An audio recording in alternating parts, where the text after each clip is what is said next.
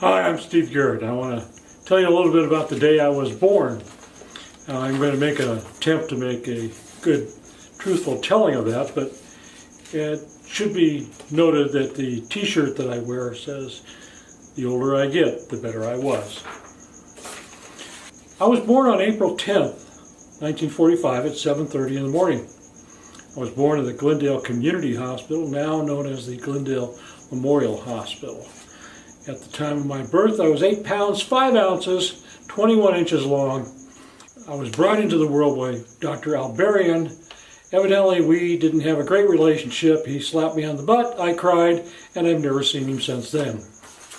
I was born during the Franklin Delano Roosevelt administration, though FDR died just 2 days after I was born.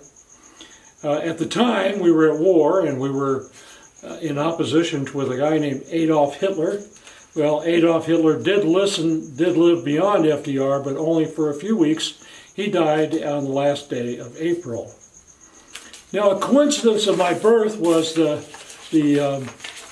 April edition of Reader's Digest, which featured a book condensation of a book called The Road to Serfdom. Came out in 1944. It was written by Friedrich von Hayek. And Friedrich von Hayek, well, first of all, the book itself has been something I've read and reread, and it's one of my favorite books. And Friedrich von Hayek is, if not my very favorite economist, he certainly is one of my favorite economists. The New York Times on April 10th, 1945 said that the American Allied troops were moving on into Germany, and that the Russians were moving into Germany, and the war was certainly going to be won by the Allies, but it didn't give a date for the war. It did go on for another month and a few days until May 18th. April 9th edition of Life magazine showed the demolition of Iwo Jima. Well, it's set an epic battle, and it's turned out to be an epic battle. The battle actually ended on March 26th, so that kind of gives you an idea how long it takes for pictures to come from the Pacific Theater to the American press in New York City. The Wall Street Journal on April 10th showed that the Dow Jones Industrial Average closed at 156.1. Now here in 2018, when I'm making this video, the Dow Jones Industrial Average is in the 26,000 neighborhood. And I will take personal credit for the total rise in the Dow Jones Industrial Average over the last 70-some years. I take no responsibility whatsoever for any short-term temporary setbacks in the Dow Jones Industrial Average. It also said that the U.S.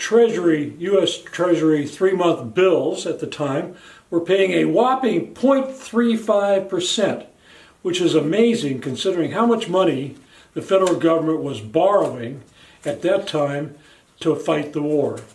And of course, if you wanted to go out to 4-year treasuries, you could get a whopping 1.1%. I would tell you what the yield was on 30-year treasuries, but at the time, they didn't have 30-year treasuries.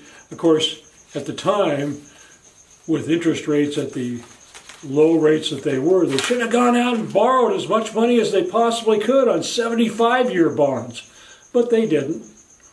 Cost of living in 1945, how much did it cost? Well, the average home was $4,600.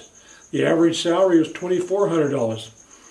You could buy a gallon of gas for 15 cents a gallon, though by the end of the year, a gallon of gas had risen to 20 cents because the price controls and rationing had come off. You could buy a brand new car for $1,200. You could rent an apartment or a house for $60 a month, but you would pay as much for a television as you would for a car. And that's probably because there were only 5,000 television in the United States. The price did drop dramatically after that, but it was very, very early in the era of television. It's a little bit about April 10th, 1945, the day I started on Earth.